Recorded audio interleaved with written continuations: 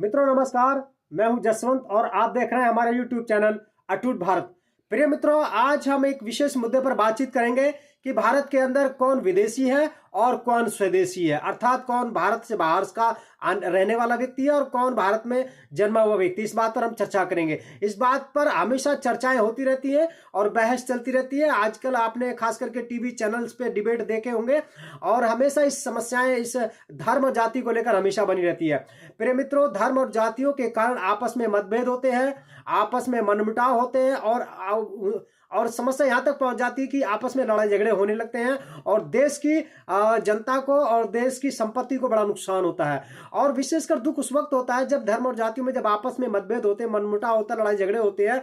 और उस वक्त बड़ी दुख की बात होती है कि जब खास करके इन समस्याओं के बीच में वो मासूम बच्चे, वो माताएं बहनें जब पिस जाते हैं। आपने देखा होगा कि जब धर्म जातियों में जब आपस में लड़ाइयां होती हैं तो जो व्यक्ति, जो बालक बच्चे में मासूम है, जिनको कुछ पता भी नहीं इस बारे में, वो लोग भी मारे जाते हैं, है ना। और इस प्रकार से देश में दंगे फसाद हमेशा होते रहते हैं।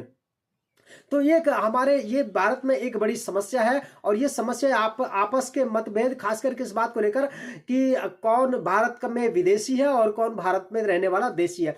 तो मैं आज आपको बताने की कोशिश करूंगा कि भारत का इतिहास अगर आप उठाइए तो आप देखेंगे, आप पढ़ेंगे। दुख की बात, समस्या की बात यह कि भारत के सच्चे इतिहास को हम लोग उजागर नहीं करते। और बड़ी समस्या, उससे भी बढ़कर एक समस्या यह है कि हम खुद भारत के इतिहास को पढ़ते नहीं है। हम किसी से जो सुन लेते हैं हम वो मान लेते हैं और उस बात पर विश्वास करते हैं और उसी मुद्दे पर हम रूढ़िवादी हो जाते हैं, खड़े हो जाते हैं, कट्टरवादी हो जाते हैं और हम बस इधर उधर रास्तों में चलने के लिए हम शुरू करते हैं। तो ये बड़े दुख की समस्या है। मैं कहूंगा कि आप भारत के इतिहास को खुद आप जाकर पढ़िए, लाइब्रेरी में जाइए और, है ना, जगह जगह से किताबें इकट्ठी करिए। और किताबें भी आजकल ना बहुत सारे इतिहासकारों ने अब इतिहास को अलग अलग तरीके से बांट कर रखा है, लेकिन सच्चा इतिहास कहीं ना कहीं भारत में अभी भी है, जिसको हमें पढ़ने की और सीखने की आवश्यकता है। सुप्रियो, मैं लेकर चलता हूं भारत के सच्चे इतिहास के बारे में और खास करके इस विषय पर हम बात करेंगे कि भारत में कौन देशी है और कौन विदेशी है ना। हमेशा क्रिश्चियंस हो हमेशा और मुस्लिम समाज हो, हमारे हिंदू भाई लोग हो, हम आपस में हमेशा ना लड़ते झगड़ते हैं, आपस में डिबेट करते रहते हैं, एक दूसरे से नफरत करते हैं और हम अपने आप को देशी बोलते हैं, दूसरे को विदेशी बोलते हैं। सो प्रिय मित्रों, इस बात की जो सच्चाई है वो इतिहास में आपको पढ़ने से मिल जाएगी। मैं अपनी तरफ से कोई कहानी नहीं बता रहा हूं, मैं खुद इतिहास की किताबें पढ़ता हूं और मुझे किताबें पढ़ने का बड़ा शौक है। भारत का इतिहास को जानने का, सीखने का मेरे अंदर एक शौक है। आप भी इस बात को का शौक कर सकते हैं। तो आइए मिलकर हम भारत के इतिहास की हम बात करें, कौन देशी है कौन स्वदेशी। मेरा सवाल यह है कि आप बताइए कौन देशी कौन स्वदेशी। अगर आप मुझसे सवाल का उत्तर, अगर आप कहें कि अगर आप मुझसे पाने की कोशिश करें तो मैं अपनी तरफ से तो उत्तर नहीं दे सकता, क्योंकि, है ना, लेकिन मैं भारत का इतिहास के माध्यम से आपको उत्तर दे सकता हूं। भारत का इतिहास इस प्रकार से कहता है कि भारत की सरजमी पर, इस भारत की धरती पर, जब पूरे भारत की इस धरती पर कोई भी मानव प्राणी नहीं था, कोई भी धर्म या समाज का व्यक्ति नहीं था। यहां पर क्या था?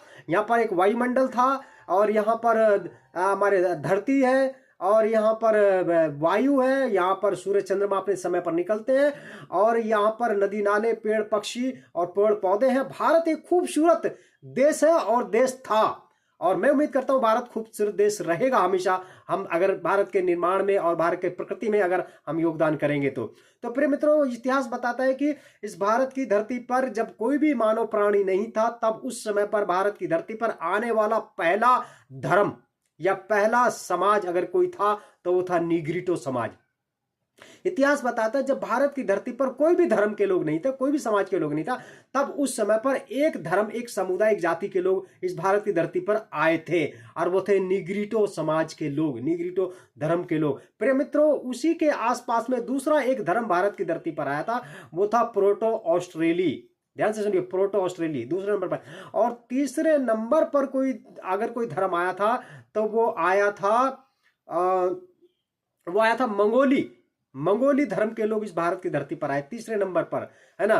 पहले नंबर पर कौन लोग आए भारत की धरती पर? जब भारत की धरती पर कोई भी धर्म का लोग नहीं था उस समय पे निग्रिटो समाज के लोग आए थे। दूसरे नंबर पर उसके बाद में प्रोटो ऑस्ट्रेली के लोग आए थे और तीसरे नंबर पर जो है मंगोली लोग आए थे और चौथे नंबर पर इतिहास बताता है द्रविड़ लोग भारत में आए थे। ध्यान से सुनिए, भारत में आए थे द्रविड़ लोग, भारत से बाहर से आए थे भारत के अंदर।